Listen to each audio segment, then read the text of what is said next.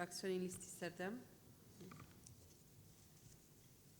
بەڕێزان سەرۆکایەتی پەرلەمان، بەڕێزان ئەندامانی پەرلەمانی کوردستان، من نامەوێت هیچ پێشەکێک وەکەم لەبەرەوەی هەواڵەکانم هاوڕێکانم زۆر باسییان لە کۆمەڵێکی شت کرد.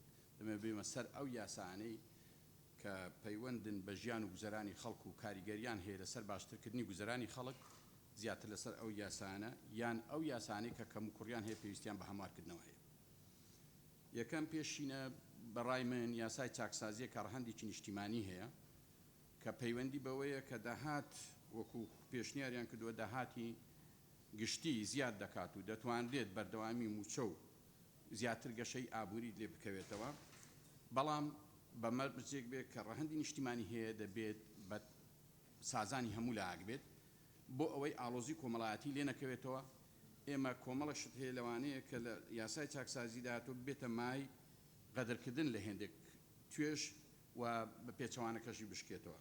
بۆیە زیاتر دەبێت بەورتر بێ. من پێم باشە ئەو یاسایە ورد دیقەتی دەین. ئەوەی دووەم کە پەیوەندی بە ژیانی خەڵکەوەیە، ڕێخستنی ژیانی خەڵک و دابەشکردنی داهاتی وڵاتە لە یاسای بودجەدا دێت کە یاسای بودجە لە دوو حاڵەتدا بۆمان دێت. حاڵەتێکیانەوەی ڕێککەوتن لەگەڵ حکوومەتی مرکزی بێ، حاڵەتێکیانەوەیە کە پشتبەستن بە داهاتەکانی ناوخۆمان بێ. ئەوەش لە مانگی زیاتر دەکەوێت کە بودجەی عێراق دەخەمڵێندرێت پێش ئەو کاتی ڕێککەوتنێک بکرێت، زیاتر بە چاوڕوون دەبین لەوە. بۆ ئەوە من پشتگیری لەوە دەکەم یاسای بودجە لە ئەو ساڵدا بتوانین بۆ ئەوەی ئەو داهاتە هەیە بە تەواوی چین و توێژەکان دادپەروێری تێدا بێ دابش بکرێت. دوو سێهام یاسای هەمواری یاسای وەبەرهێنان کە خۆی یاساکە لە 25 ماددە پێکاتوە. ئەو یاسایە وای کردووە کە زەویێکی زۆر بە هەدەر بدرێ، یاساکە کون و کەلەبەری یەکجار زۆرن بۆ تەمای ئەوەی کە ناڕەزایەتی خەڵک زیاتر یان بتوانین بە شێوەیەکی زۆرتر لە ژێر سێبەری ئەو یاسایەدا گەندەڵی زۆر کراوە. بۆیە من پێم باشە ئەو یاسای وەبەرهێنانە زووترین کات و هەموار بکرێتەوە. دوای هەمواری یاسای خانشینی هێزەکانی ناوخۆ پشتگیری لێ دەکەم. یاسای وەزارەتی پەروەردە کە سیستەمی سویدیمان تەبەنی کردو پێشتر، ئەو یاسا جێکەوتەی نەبووەکو پێویست بۆ تەمای گرفتی زۆری هەم قوتابیان، هەم دایک و باوکی قوتابیان، خوێندکاران، فێرخوازان، هەرچێک ناوی لە دنن. ئەوە پێویستی بە هەموارکردنەوەی پێویستی بە دوات ئەگەر نا ئەوەش نەبێ بە ڕاستپاردە بێ یاخود بە هەر شێوەیەک بێت چارەسەری بکرێت و ئەو سیستەمە بەڕای من پێویستی بەوەیە بە قۆناغ جێبەجێ بکرێت، نەک ئاوا بۆی هەتا کادری مؤهەلیش بۆ بکرێت. دەرکردنی ڕاستپاردەیەک بکەین کە نەک یاسا ڕاستپاردە. حکوومەتی هەرێمی کوردستان بە تایبەتی وەزارەتی ناوخۆ یەکەی پاسەوانی کە سەروی 600,000 کەسی تێدایە ئەوە ڕێک بخرێتەوە و کە بارگرانێکی زۆری لەسەر حکوومەتی هەرێمی کوردستان بارگرانێکە کەمتر دەکرێتەوە هەموو لە ئاچ تێدا بەشدارە. من نامەوێت بچمە سەروردەکارێکەکە. حوتەم دەرکردنی بڕیارێک نەک یاسایەک، من لەگەڵ ئەوەدان بڕیارێک دەکەین بۆ پابندکردنی حکوومەت و دڵنیاکردنی فەرمانبەران لە گەڕانەوەی پاشەکەوتی بودجە، پاشەکەوتی موچە. ئەو پاشەکەوتی موچەیە بۆ ئەوەی دڵنیا بکەین بە شێوێک لە شێوەکان ئێمە بڕیارێک دەرکەین یا ئەگەر بە ڕاستپاردەش بتوانێت حکوومەت جێبەجێکە باشتر. هەشتم ڕێخستنەوە و کۆنتڕۆلکردنی بازاڕی ئازاد. بازاڕی ئازاد نەعەدالەتێکی زۆری تێدا بووە. هەموو ئەو کەلوپەلانەی کە ناشیاون ڕۆژانە هاوڵاتیان مافی هاوڵاتیان پێشل دەکەن لەو بازاڕی ئازادەوە سەرچاو یەک دەقەم یەک چرگا بە هەمووە. ئەویش ئەو بازاڕە ڕێک بخرێتەوە چ بە شێوەیەکی بێت بکەینە بازارێکی مختلط یاخود بە شێوێکی تر بێت کە بتوانێت عەدالەتی تێدا بێت لەبەرەوەی قۆڕخ کراوە. ئەوەی نۆهام کە زۆر دیاردەیەکی ترە، دیاردەیەکی زۆر پێویستە سنوورەکان کۆنتڕۆڵ بکرێن. مەسەلەی دیاردەی مادەی هۆشبەرە کە بۆتە هاتۆتە زۆربەی ماڵان و بۆتە کێشەیەکی گەورەی کۆمەڵایەتی و لە چاکسازیش نانتوانین وە چاکسازیان هەر ئەو کەسەی بەری دەدەن مادەی هۆشبەر دووبارە جارێککە سوپاس بۆ جەنابەت. بەڕێز کاک ئازاد کوورەچی سەرۆکی فراکسیۆنی میلەت فەرموون.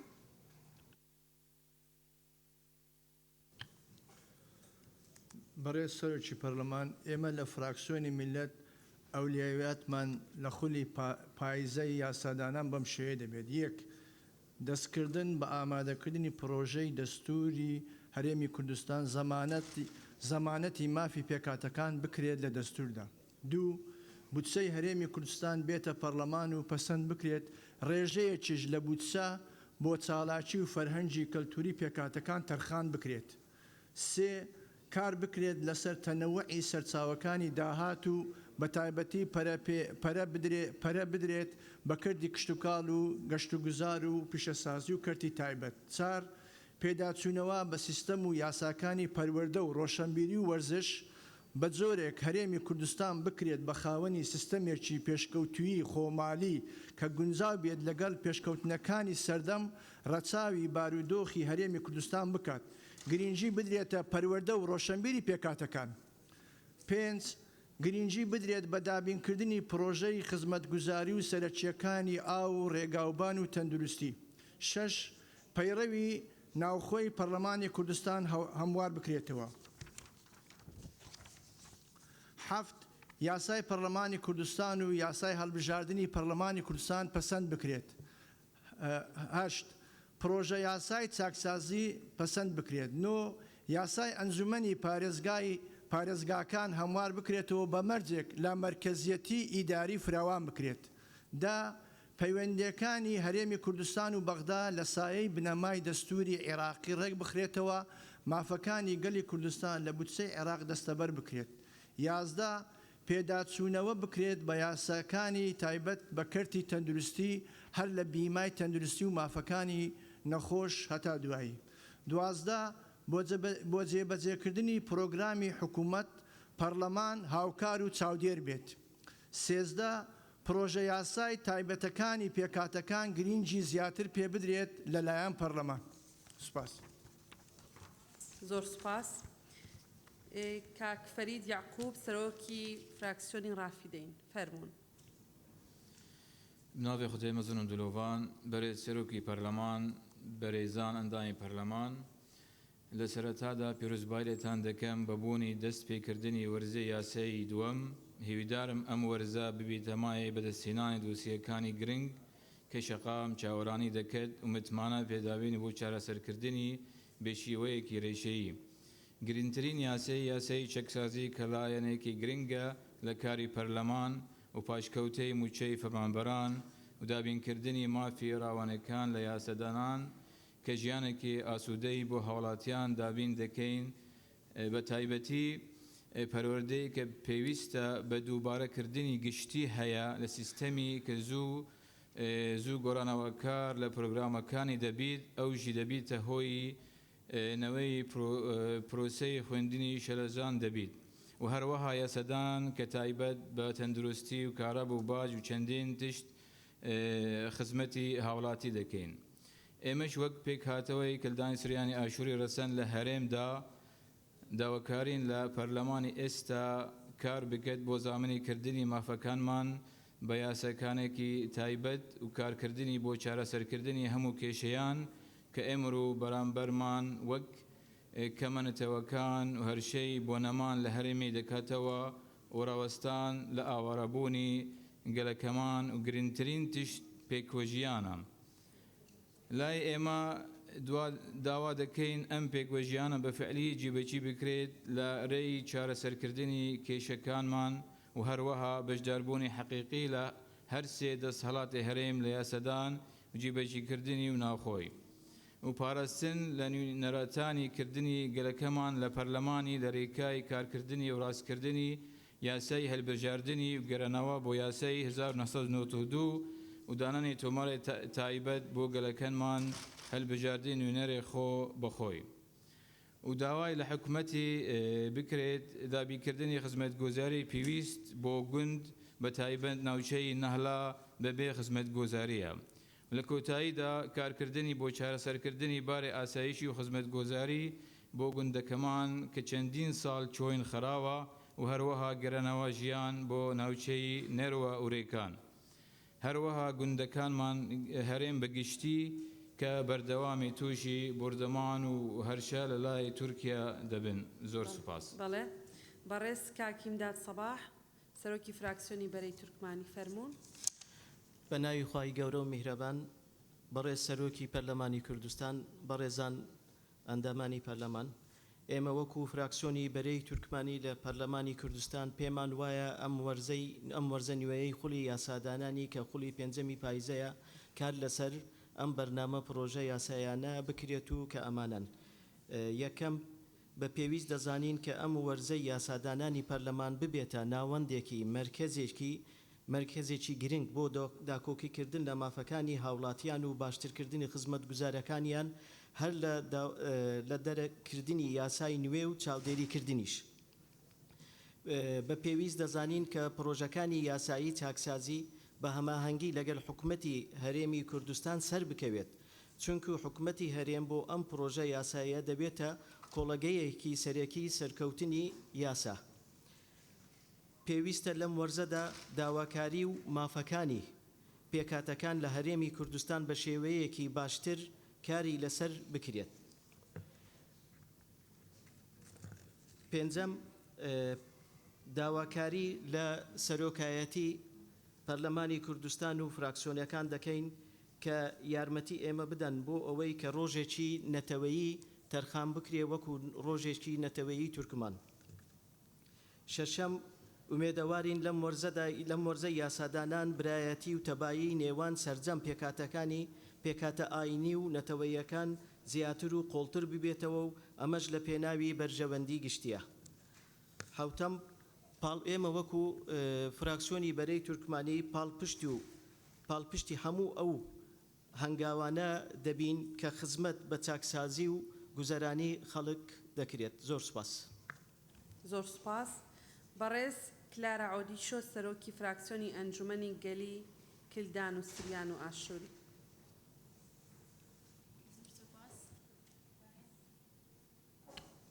زۆر سوپاس. بەڕێز سەرۆک پەرلەمان بەڕێزان هەواڵین هێژە دەستپێکی ساڵانی و ئەمشەخت لە هەمی خوشک و برایەن مسلمان کوردستانی پیرۆستکەم بەردەوام دێکارکەین بۆ ئاواکردنا کوردستانە کاپهێز مافên پێکهاتە تێدا پاراستî bin pêkvejiyan û kiyanê lêborînê têda pêz bîtin xizmetkirina hemî xelkê Kurdistanê li ser binyatê dadperwerî û yeksanî û mafê mirov û bi palpiştî û hemahengî gel hikûmeta Herêma Kurdistanê bû cebêcekirina karnama hikûmetê taybetî encamdana çaksaziyan. Bernamê hikûmeta Herêma Kurdistanê giringiyeka taybet daye parastina maf û taybetmendiyên hemî pêkhatan bê ciyawazî.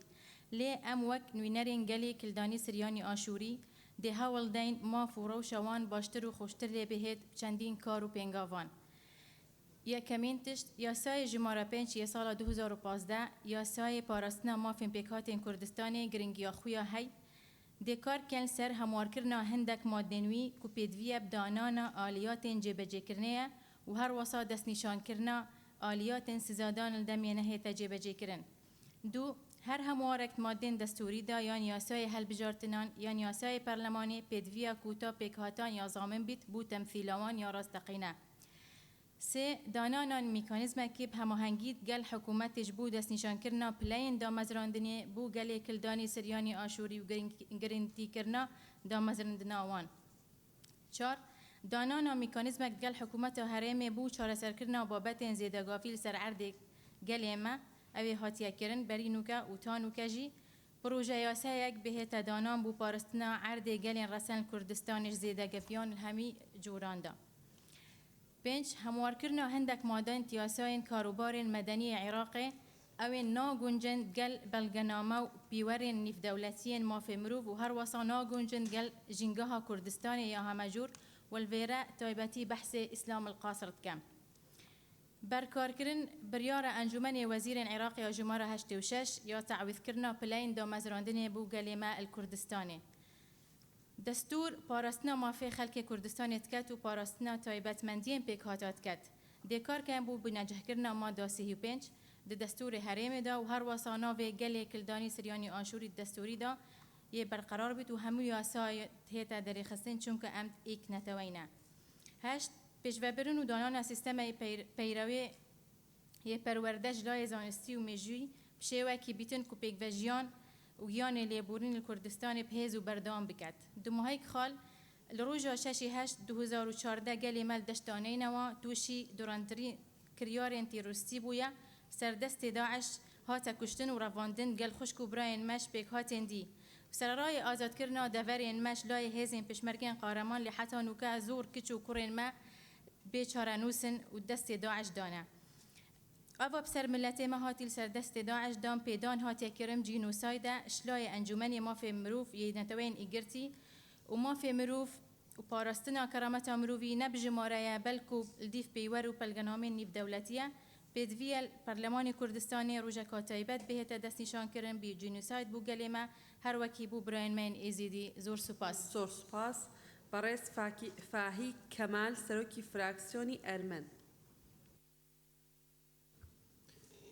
ناوی خدای مزن دلوان برای سروکی پارلمان دستخوشیل دسته سروکاتیا پارلمان دکین هر وسا دستخوشیل همی اندامان پارلمان بریز دکین بوه هماهنگیات نوبرا دسته سروکاتیا پارلمانی و اندامان بریز امیدوارن الورزینی یه یاسادانیانی اف هماهنگیه بردوام بد نسبت اولویتی بو یاسا و تشریع الورزینی یاسادانیانی یک وکو همی خلک کردستانی داخوازانوان یاسا چاکسازیل وی ودس پارلمان دا بیتا جبجه کرن. دو هولدان بو پسند کرنا دستور حریم کردستانی و دستور بیتا پسند کرن و همی یاسا دیفی پیواری بیتا جبجه کرن. سه یاسا بودجه بیتا پارلمانی و بیتا پسند کرن. چار یاسا کهبت بو پیپتدان ببجینگه ها حریم کردستانی اش همی لایان و 5 ام پیشنهاد دکین کو هول بیت دان بو نخشریکه که بواری در فتن کاری بین پیدا کردن بو گنجین در چوین حریم کردستان و زور سپاس و دستان خوش بود. زۆر سپاس بەڕێزان ئەندامانی پەرلەمان فراکسیۆنە بەڕێزەکان داواتان لێکەین ناوی ئەو پرۆژە یاسایانی کە بەلاتانەوە گرنگە و لەم دانیشتە خستنانە ڕوو بەبێ شەرح بەبێ ینی تەفسیل بۆمان بنێرن دەستەی سەرۆکایەتی بڕیاری داوە ئەو پرۆژانەی کە خاڵی هاوبەشی نێوان فراکسیۆنەکانە دەیکاتە بەرنامەی کاری ئەم وەرزەی یاسادانان بەڵام داوا دەکەین بە نووسراو لە کاتێکی زۆر کەم ینی نەگاتە کۆتایی هەفتە بۆمان بنێرن و ئێمە هاوبەشەکان پرۆژە هاوبەشەکانی نێوان فراکسیۆنەکان دیاریەکەین و لە سایتی پەرلەمانیش ڕایدەگەێنین کە پرۆژە هاوبەشەکان چین. زۆر سپاس بەڕێزان بەم شێوەیە دانیشتنەکەمان هەڵەگرین تا کاتێکی تر خواتان لەگەڵ.